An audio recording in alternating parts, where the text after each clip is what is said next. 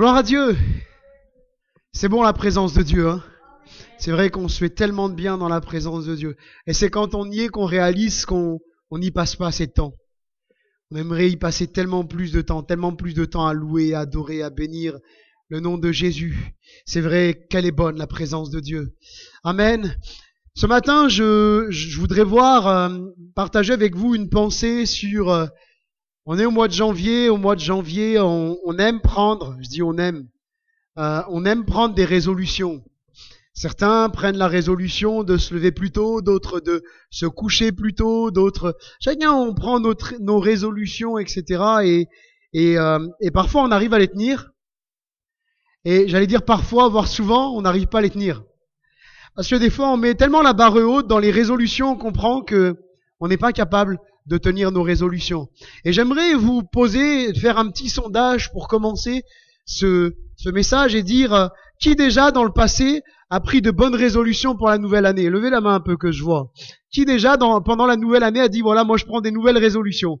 Ok, super. Plusieurs ont pris des résolutions. Deuxièmement, qui a déjà pris de bonnes résolutions dans l'année qui est passée? Qui s'est dit dans l'année ou dans les années qui sont passées avant 2022, moi cette année-là, cette année qui vient en 2021, je prends de bonnes résolutions. Est-ce que certains ont pris de bonnes résolutions? Ok, super. Plusieurs lèvent la main. Maintenant, qui a déjà pris des résolutions qu'il n'a pas réussi à tenir? Levez la main. Ok, ça va, je me sens moins seul, merci. C'est vrai que bien souvent on prend des résolutions, il y en a on arrive à les tenir parce que finalement on n'a pas mis la barre très très haute, et des fois il vaut mieux pas mettre la barre très très haute et les tenir, plutôt que de prendre des grosses résolutions et dire cette année je vais faire ça, je vais révolutionner le monde, puis finalement on n'arriverait même pas à révolutionner notre propre vie. Il vaut mieux prendre des résolutions qu'on arrive à tenir, plutôt que nos résolutions ne soient qu'en fait de belles paroles, mais qui sont vides, finalement, de sens et vides de fondement. On pourrait multiplier comme ça les questions et tous à un moment de notre vie, qu'il s'agisse au 1er janvier ou à d'autres moments de l'année, on a pris des bonnes résolutions dans nos vies, on a pris des résolutions. C'est décidé, maintenant je vais être plus sérieux dans mes études. C'est décidé, je prends la décision de ne plus arriver en retard à mes rendez-vous. Est-ce qu'il y en a qui ont déjà pris ces résolutions? Je décide de prendre plus de temps avec ma famille. C'est une bonne résolution, ça, n'est-ce pas? Je décide de prendre plus de temps avec ma famille. Cette année, je vais prendre plus de temps à prier. Plus de temps à lire ma Bible. Plus de temps à louer Dieu. Je décide d'être plus régulier à l'église, de venir plus souvent dans les réunions de prière, plus souvent au culte. Je décide même d'être à l'heure dans les réunions. Combien de résolutions on a essayé de prendre? Et on pourrait multiplier comme ça les résolutions. Mais il faut toujours avoir à l'esprit, comme je le disais, que nos résolutions sont faites pour être tenues. Une résolution est faite pour être tenue. Une résolution qui n'est pas tenue, c'est une vaine parole. J'aimerais faire avec vous une lecture dans Job, chapitre 22. Job, chapitre 22. Et verset 28. Et c'est là que nous allons voir dans Job, chapitre 22, verset 28, c'est là que nous allons voir toute, comme le dit la parole de Dieu dans Timothée, que toute écriture est inspirée de Dieu. Parce que là il est fait question dans Job 22, verset 28, d'un discours que fait Eliphaz, et nous voyons en fait bien des fois, en fait, des paroles sont prononcées pour reprendre Job, quelque part, condamner Job même parfois. Mais même dans ce qui va être dit là, je crois que Dieu est capable de parler et que Dieu parle, parce que c'est sa parole. Et là, ce verset m'a interpellé, Job 22, 28. Il est dit ceci, « À tes résolutions répondra le succès. Sur tes sentiers brillera la lumière. Vienne l'humiliation, tu prieras pour ton relèvement. Dieu secourt celui dont le regard est abattu. » Amen. À tes résolutions répondra le succès. Et sous-entendu, à tes résolutions tenues répondra le succès. Répondra la réussite. Parce que si nos résolutions ne sont pas tenus, ne nous attendons pas à avoir du succès. Ne nous attendons pas à avoir quelque chose de la part de Dieu. Tout commence par une résolution, une ferme décision qui va nous pousser à l'action, qui va nous pousser à agir d'une certaine façon ou d'une autre façon et qui va porter du fruit. Vous connaissez ce principe biblique divin que l'on trouve dans Galates chapitre 6 au verset 7. Ce qu'un homme sème, il le moissonne. Ce que je sème dans ma vie, les résolutions que je prends et que je tiens, eh bien, je vais le moissonner tôt ou tard. Vous savez, certaines personnes, des fois, ils ont tellement mis l'accent sur le fait de venir à l'église, le fait d'avoir un pasteur même, que quand ils font des choses, ah, pasteur, vous voyez, j'ai réussi là, ah, t'as vu mon frère, ma sœur, j'ai réussi. Et puis, mais on réalise pas des fois qu'on travaille d'abord pour nous. Dans nos vies chrétiennes, c'est pour nous qu'on travaille. Quand on prend des résolutions, quand on prend des décisions pour nos vies, c'est pour nous qu'on travaille. On travaille pas pour le frère ou la sœur d'à côté, on travaille pas pour quelque part être vu ou que sais-je. C'est pour nous qu'on travaille. C'est pour nos propres vies. À tes résolutions répondra le succès. Si je prends des résolutions et que je les tiens, tôt ou tard, je vais voir le fruit des résolutions que je prends. Tôt ou tard, pardonnez-moi, l'expression, j'utilise une expression un peu marketing, j'allais dire, tôt ou tard, je vais avoir le retour sur investissement.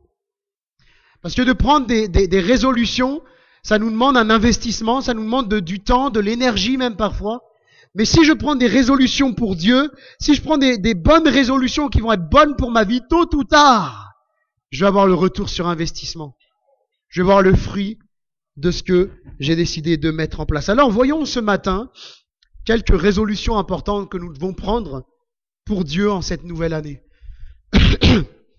La première résolution que nous devons prendre, c'est de refuser tout compromis, sous toute forme qu'il puisse être. Refuser tout compromis dans nos vies. Et peut-être certains savent déjà à quel personnage biblique je fais référence. Nous allons lire ensemble dans Daniel chapitre 1er et verset 8. Ce texte que la plupart vous connaissez tous bien. Daniel chapitre 1er et verset 8.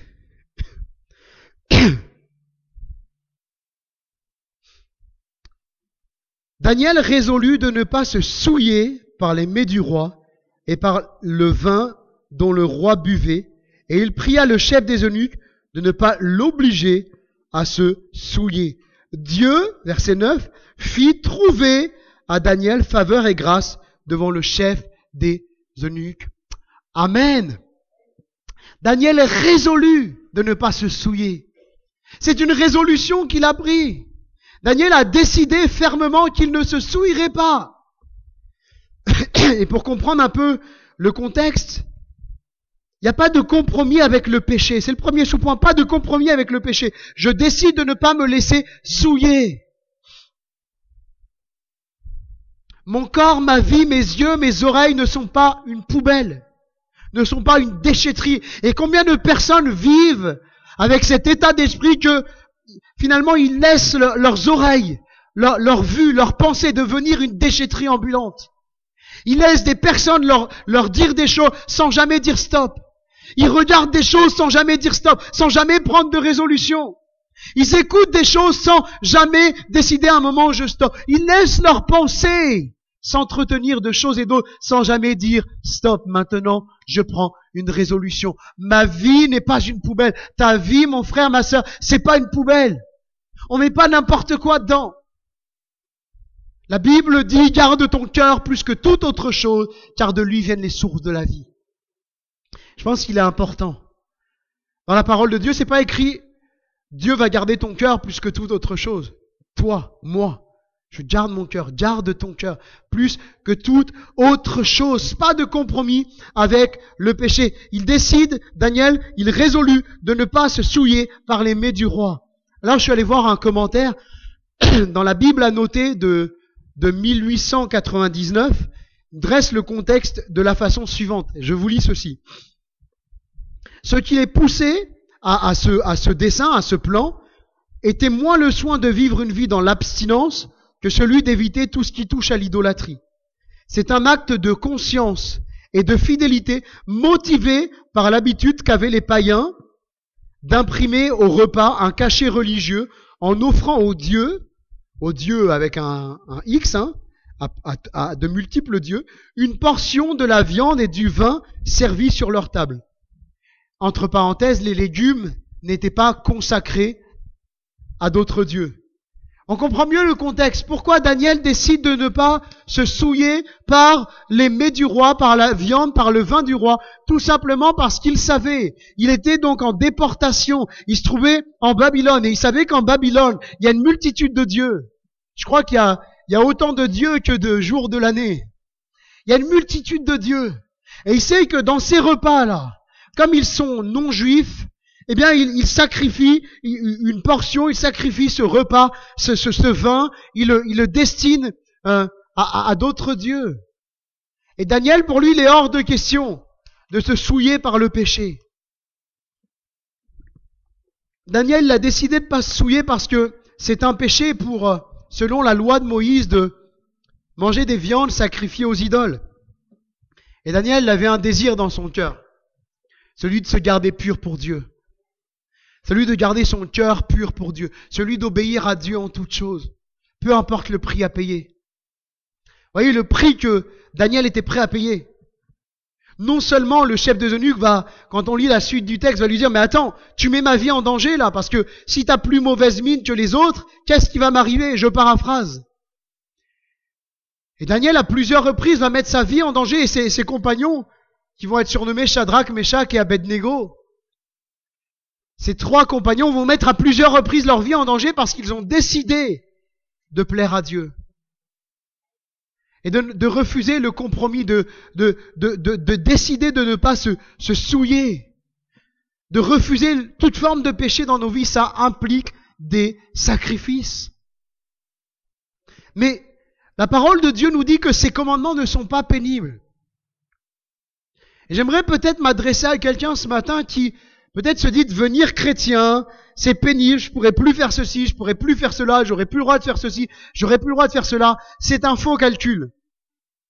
Parce que, je sais pas, on va faire un petit sondage encore là. Levez la main, qui trouve que d'être chrétien, c'est pas pénible? Qui aime être chrétien et appartenir à Jésus? Levez la main.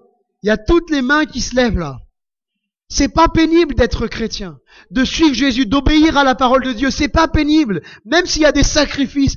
Quelque part, c'est tellement bon parce qu'on sait que c'est le meilleur pour nos vies. Dieu a le meilleur pour nos vies. Alors, j'aimerais dire à quelqu'un ce matin, ne tarde pas. Ne fais pas de faux calculs en te disant, je pourrais plus faire ceci, je pourrais plus faire cela. Parce que quand tu vas donner ta vie à Dieu, ton cœur va être tout entier à Dieu.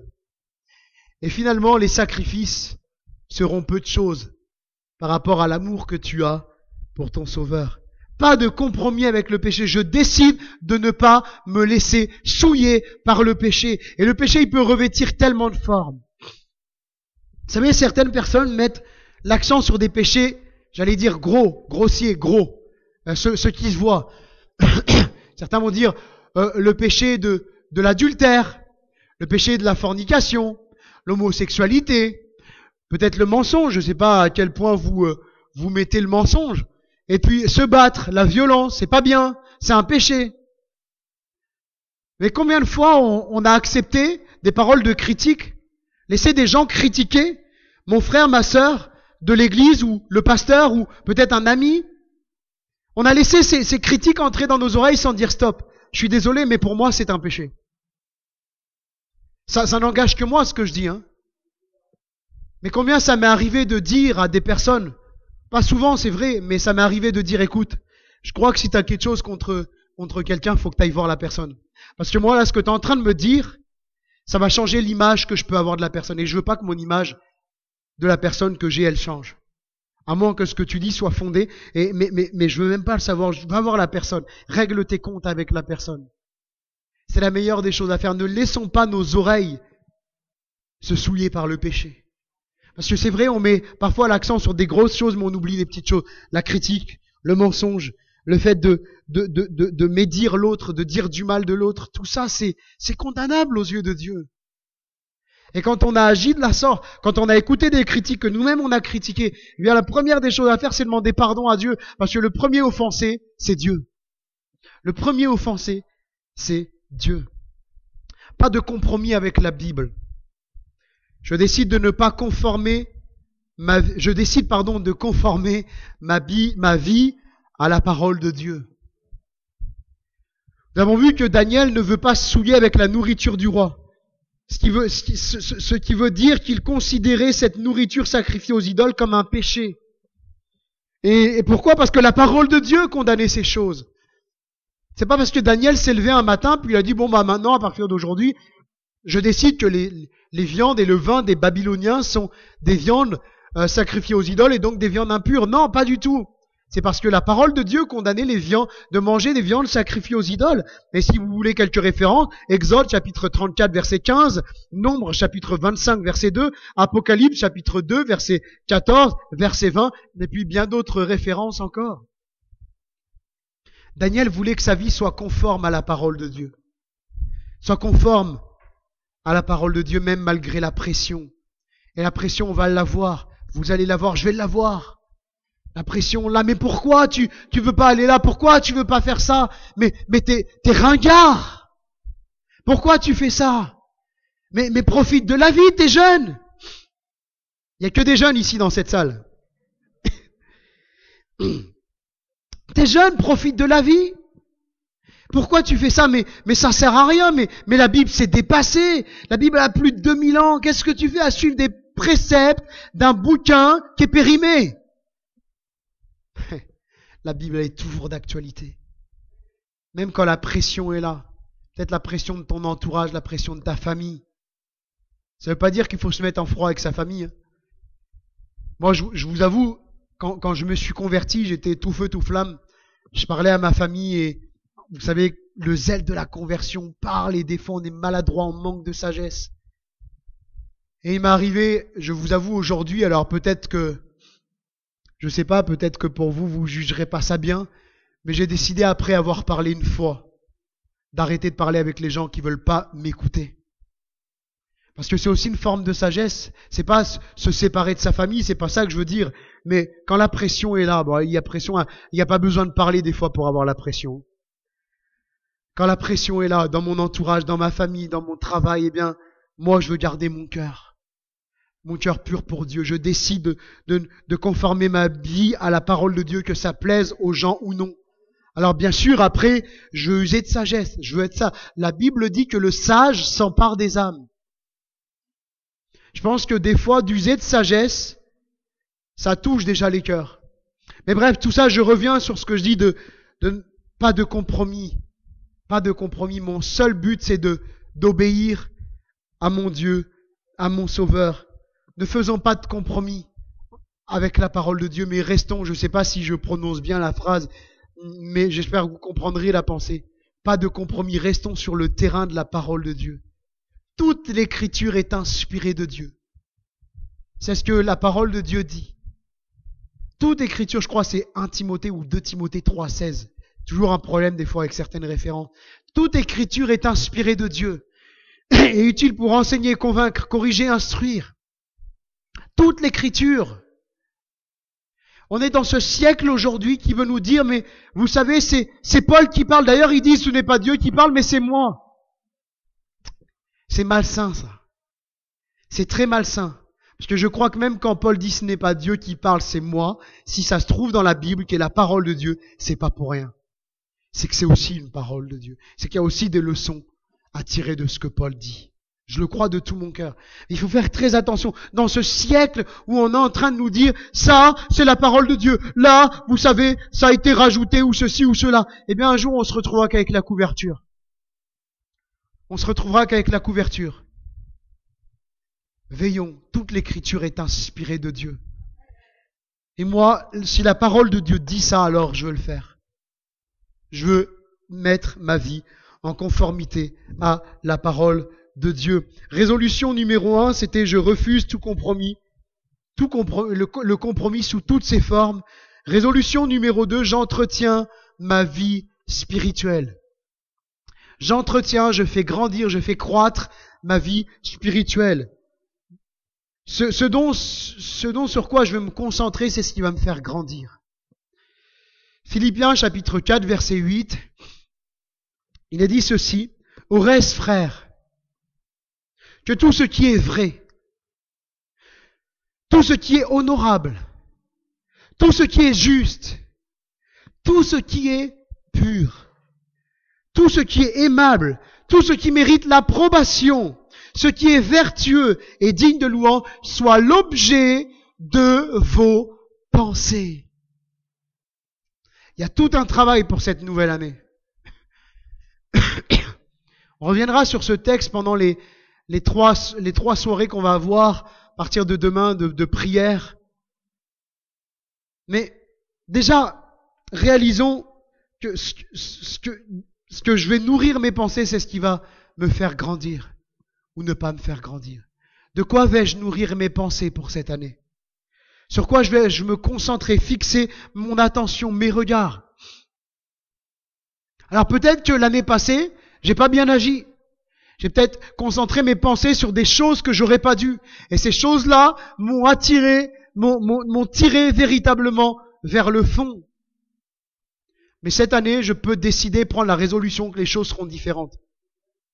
Vous savez, il y a quelque chose qui est arrivé là avec le Covid, qui est arrivé oui et non, parce que ça existait déjà depuis quelques années quand même. C'est la théorie du complot. Vous connaissez cette théorie? La théorie du complot. Ceux qui sont adeptes de ça, on appelle ça des complotistes. Mais c'est pas nouveau ça. Hein. Vous avez des sites internet. Vous savez, même parfois les chrétiens sont friands de ça. Les chrétiens, je me mets dedans aussi. Hein. Faisons attention. Ledernierjour.com, lejourdujugement.fr, tout va bientôt finir.org, Jésus revient.fr. Faisons attention. Il y en a plein des sites comme ça. Et on interprète certaines prophéties qu'on sort de leur contexte. Là, on a reçu une lettre il y a quelque temps, nous les pasteurs de la région Côte d'Or. Donc, quand je suis allé sur Dijon, j'ai regardé dans le tiroir et il y avait une lettre là et quelqu'un qui écrivait déjà, il signe même pas son nom. Il met frère et puis il met les initiales. Déjà, si tu assumes ce que tu dis, mets tes coordonnées pour que je puisse te contacter. L'apôtre Paul, on savait où le trouver et il signait ses lettres. Hein. Bon bref, je passe. C'est des choses tirées hors de leur contexte. Alors oui, il y avait plein de textes bibliques de balancer. On veut faire les chrétiens de Béret qui examinent chaque jour si ce qu'on leur dit est vrai, mais en fait, on sort plein de textes de leur contexte et ça veut plus rien dire. Hein, avec ça, cette personne nous amenait à dire, faut plus regarder la télé, faut plus écouter la radio. Bon, déjà la radio, bref. Faut plus aller sur Internet, faut plus. Mais tu vis dans quel siècle, mon frère? Vraiment, je pense qu'il faut être vraiment prudent. Dieu est un Dieu d'équilibre, un Dieu d'ordre. Et certains sont friands de ça, de la théorie du complot. Moi, je crois une chose, c'est que je veux pas me concentrer sur ces choses. Je sais très bien que dans les théories complotistes, il y a quelque part des choses vraies. Vous savez, pour que des gens, des centaines de milliers de personnes suivent un chemin, il faut qu'il y ait une part de vérité. Hein. Vous connaissez ce que dit la parole de Dieu, que le diable se déguise en ange de lumière. Donc pour que des gens suivent, il faut qu'il y ait une part de vérité. De la même façon, hein, je ne suis ni complotiste, ni médiatiste. J'ai inventé un mot là. Je ne crois pas à 100% tout ce que me balancent les médias. Et je ne crois pas à 100% tout ce que sortent ces théories du complot. Mais c'est pas sur ces choses que je veux me concentrer. Et souvent, on se concentre sur des choses qui nous tirent vers le bas. Excusez-moi, mais avec avec parfois ce que nous sortent tous les médias, ben on a envie de plus sortir de chez nous et de s'auto-confiner à vitas aeternam. Et puis avec ce que nous dit les complotistes, on a envie de se dire la fin du monde est proche et de tomber dans des déprimes absolument incroyables, alors que c'est pas ce que Dieu veut. Quand bien même un exemple, parce que je ne crois pas, parce que à partir d'Apocalypse 3, on ne trouve plus la mention de l'Église. Donc quand il va y avoir la grande tribulation, tout ça, je fais partie de ceux qui pensent que l'Église sera enlevée, que Jésus va venir chercher son Église. Mais quand bien même l'antichrist viendrait, mais écoutez, ça changera rien. Moi, je vais continuer à marcher avec Dieu. Puis si je dois mourir, ben je vais mourir. Mais moi, sur quoi je dois me concentrer, c'est sur Christ. Uniquement sur Christ. Ce qui me donnera de l'espérance, c'est de me concentrer sur Dieu, pas sur ses théories, pas sur tout ce qui peut être dit. Parce que sinon, je vais toucher le fond. Et combien, avec ce confinement, combien, avec cette situation de Covid, ont touché le fond et sont tombés dans des déprimes. Et vous savez, des fois, on est dans nos natures, vous savez, il y en a, ils sont plus enclins à la colère, d'autres plus enclins à la dépression, d'autres plus selon les parcours qu'on peut avoir, etc. Si on veille pas sur nos cœurs, on peut avoir quelque part des terrains, des portes ouvertes. Vous comprenez ce que je veux dire? Dans nos caractères, dans nos traits, parce que notre histoire aussi nous a imprégnés. Mais moi, je pense qu'il faut veiller sur nos cœurs. C'est pas le confinement qui doit me faire tomber dans la dépression. Et si demain on est confiné, est-ce que ça doit nous... Moi, j'ai béni Dieu pour le confinement, j'ai perdu 10 kilos avec le confinement. Bon, je les ai repris depuis, mais ça c'est autre chose. Ben oui, parce que on a commencé à faire du sport ensemble avec Laetitia, à courir, etc. Et ça nous a fait du bien. Bon, bref, je vous raconte ma vie là. Mais je pense qu'il est important de nous concentrer sur ce qui va nous faire aller de l'avant. Ouf. Tout ce qui est vrai, tout ce qui est honorable, tout ce qui est juste, tout ce qui est pur, tout ce qui est aimable, tout ce qui mérite l'approbation, ce qui est vertueux et digne de louange soit l'objet de mes pensées en cette année 2022. Et si quelqu'un vous envoie quelque chose, dit, ah, regarde, ah. Oui, bah écoute, peut-être que c'est vrai, mais c'est pas sur ça que je veux me concentrer. Moi, vous savez, des fois, en tant que pasteur, on en reçoit plein des vidéos, des choses. Regardez, il y a ceci, il y a cela. Vous voulez que je vous fasse une confidence? Je vais vous faire une confidence ce matin. Je les regarde pas toutes. Je les regarde pas toutes. Parce que juste le titre, je sais déjà ce qu'il y a dedans. Alors je les regarde pas toutes. Hey, il y en a, ils vont vous envoyer le prophète un tel, le bishop, l'archibishop, l'apôtre un tel et ceci et cela. Je les écoute pas tous. Parce que je sais à peu près ce qui va y avoir dedans. Et j'ai bien assez de ma lecture de la parole de Dieu et de ma vie chrétienne à entretenir. Je vous avoue, hein, c'est personnel. Hein. Pas de compromis. C'est ce qu'on a vu ensuite, des résolutions. Je décide d'entretenir ma vie spirituelle, décider d'aller de l'avant avec Jésus. Philippiens chapitre 3, versets 13 à 14. On a vu ce que je vais me concentrer, c'est ce qui va me faire grandir. Si je me concentre sur ce qui est pur, ce qui est digne de louange, ce qui glorifie le nom de Jésus, et puis décider d'aller de l'avant, Philippiens chapitre 3, verset 14, une décision à prendre pour cette année. Frère, je ne pense pas l'avoir saisi, mais je fais une chose, oubliant ce qui est en arrière, et me portant vers ce qui est en avant, je cours vers le but, pour remporter le prix de la vocation céleste de Dieu en Jésus-Christ. Amen. Que ce texte-là, Philippiens 3, 13, soit un leitmotiv pour cette année 2022. Je peux pas changer 2021. Je peux pas revenir dessus. Retour vers le futur ou vers le passé, c'est dans les films, c'est de la science-fiction, ça n'existe pas. Je peux pas revenir sur le passé. Mais par contre, je peux décider que cette année, elle soit différente.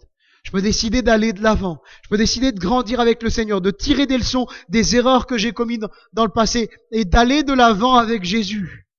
Je pense que cette année, je prends la résolution d'aller de l'avant avec le Seigneur. Pour nous aussi, Église de Beaune, ne restons pas sur le passé.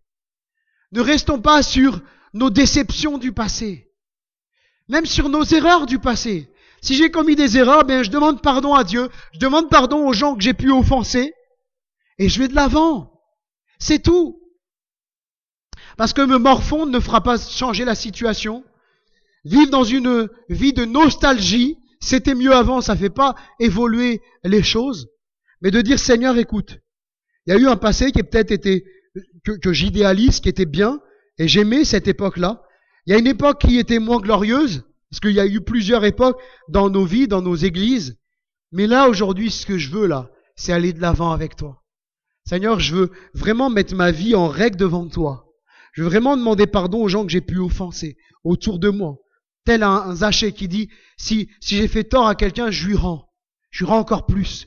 Eh bien, je vais prendre mon téléphone, de la même façon qu'un jour j'ai pris mon téléphone pour, j'allais dire un mot fort, pardonnez-moi, mais pour baver, pour dire du mal, pour critiquer. De la même façon que j'ai fait ça, aujourd'hui je décide de prendre mon téléphone et d'appeler les personnes à qui j'ai pu dire du mal et dire je te demande pardon. Parce qu'aujourd'hui, je veux aller de l'avant avec Jésus. Et je te demande pardon de tout mon cœur. On trouvera toujours des bonnes excuses pour ne pas demander pardon. Oui, mais c'est l'autre. Oui, mais ceci. Oui, mais cela. Et le Seigneur, il dit, qu'importe. Toi, fais ce que tu as à faire. Moi, je dois faire ce que j'ai à faire. Et si j'ai pu faire tort à quelqu'un, Seigneur, montre-le-moi et je veux demander pardon pour aller de l'avant. Cette année 2022, je décide d'aller de l'avant avec Jésus. Alléluia. Je cours vers le but.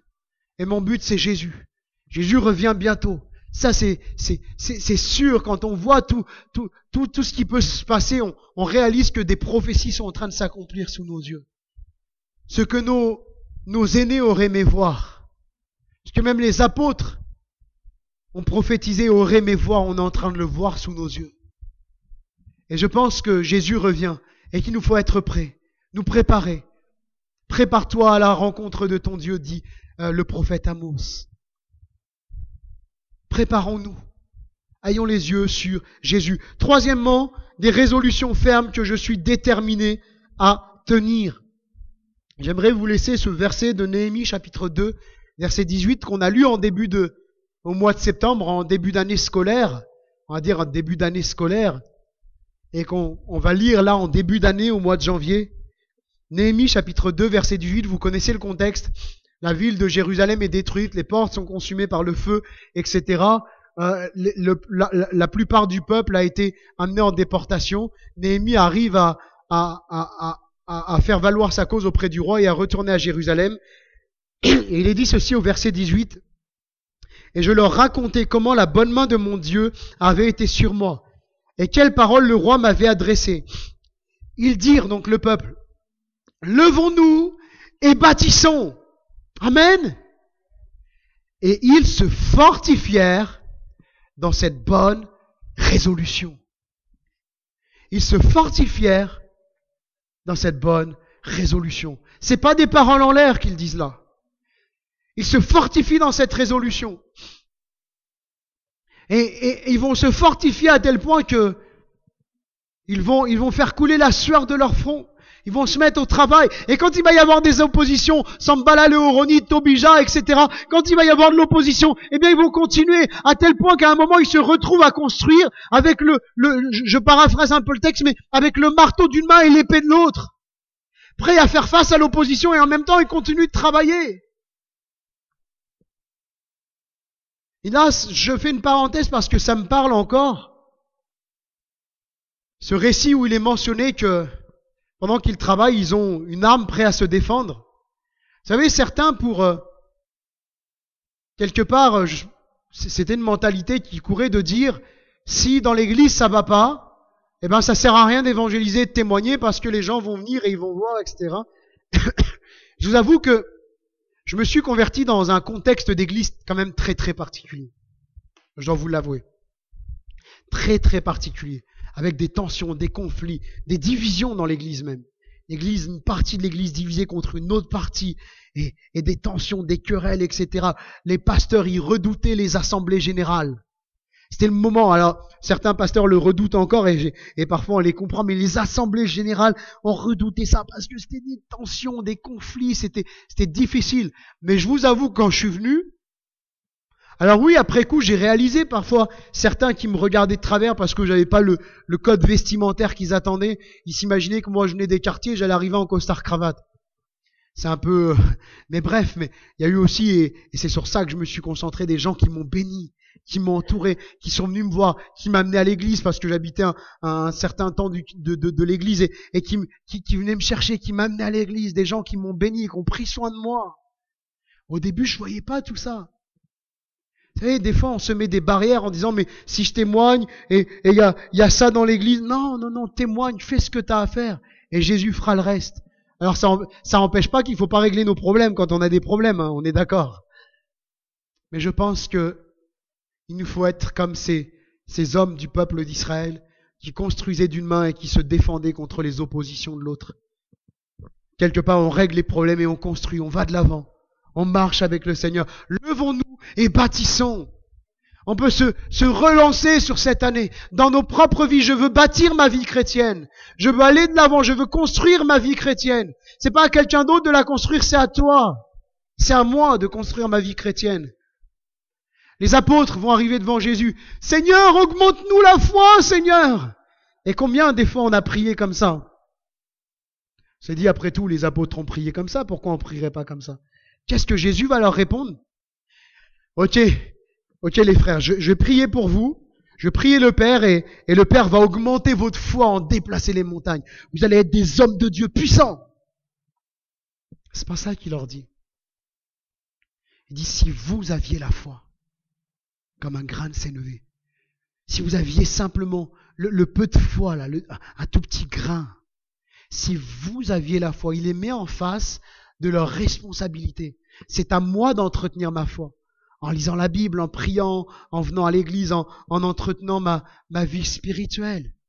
Si vous aviez la foi, c'est à chacun d'entre nous de faire grandir notre foi. Amen. Des résolutions que je suis déterminé à tenir. Des résolutions non tenues, comme je le disais au début, ce sont que des belles paroles qui ne valent pas grand-chose. Si je prends des résolutions, des décisions, je dois mettre dans ma vie un plan d'action pour les accomplir, pour y parvenir, pour aller jusqu'au bout. Le peuple face à Néhémie ne prend pas une résolution du 1er janvier, ces résolutions que parfois on fait le 1er janvier et qu'on oublie le 2 janvier. Non, ils prennent la décision de se lever et de bâtir. Et ils vont se lever, ils vont bâtir. Ils vont construire. Néhémie ne construit pas tout seul. Néhémie ne bâtit pas tout seul. Et l'église ne se construit pas simplement avec un pasteur. L'église, c'est un ensemble de disciples de Jésus, de serviteurs et de servantes de Dieu, qui se lèvent pour bâtir, pour construire avec Dieu. Psaume chapitre 116, verset 14. J'accomplirai mes vœux envers l'Éternel en présence de tout son peuple. Réalisons que les résolutions, les choix que je fais, avant d'être dits devant les hommes, ils sont dits devant Dieu. Comme je le disais tout à l'heure, c'est pour moi que je travaille. N'ayons pas de résolutions que nous ne pouvons pas tenir, mais prenons des résolutions que nous tiendrons. Ça sert à rien de mettre la barre trop haute si je suis pas capable de franchir. Vous savez, j'ai fait 3 ans à l'école biblique, et là, des résolutions, on en entend. Moi, Dieu m'appelle à prêcher l'évangile à des foules entières. Dieu m'a dit que je serais un évangéliste international. Et on revoit ces personnes-là 10 ans après. Qu'est-ce que tu fais, mon frère? Ben, pas grand-chose. C'est triste, je le dis avec tristesse. Je me réjouis vraiment pas de ça. Parce que je pense que il faut avoir des résolutions à la hauteur de ce qu'on peut accomplir. La Bible dit, celui qui est fidèle dans les petites choses, Dieu lui en confiera de plus grandes.